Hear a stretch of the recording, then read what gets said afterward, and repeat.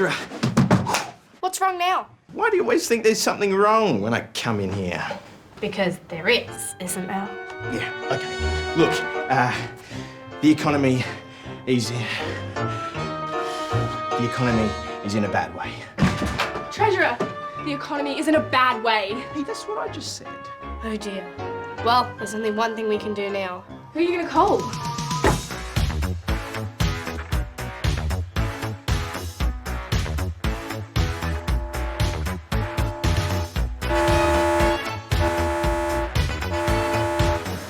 Oh, it's recess. Strange. It's recession. Recession? That's not good.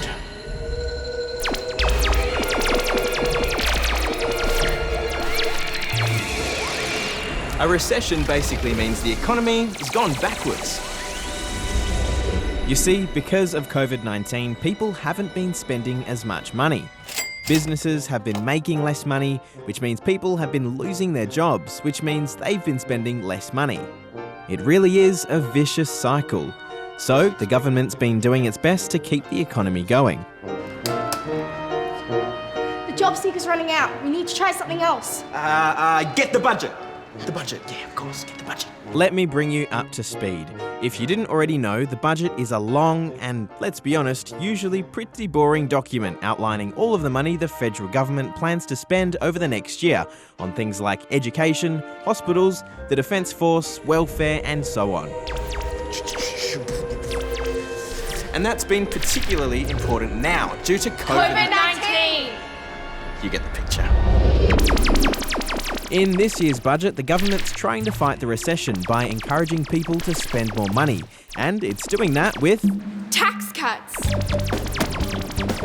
tax cuts for taxpayers or people who work, which the government hopes will give them more money to spend. Business stimulus. In other words, a bunch of tax write-offs for businesses so that they can spend their money on other things too, and hopefully hire more people. The budget also announced some new programs to help businesses employ and train young workers. Is it going to work?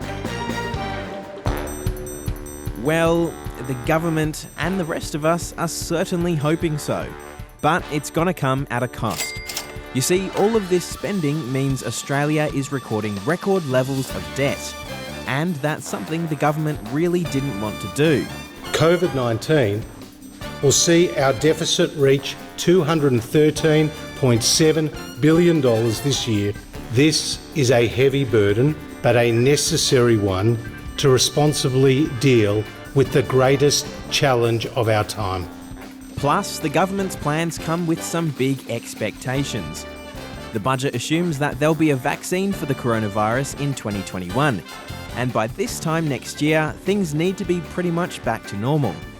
Not everyone is happy with the budget. Some people think the government hasn't done enough for refugees, climate change, or people who don't make a lot of money.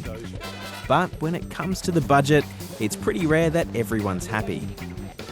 And with so much on the line, a lot of people are hoping that this budget will work.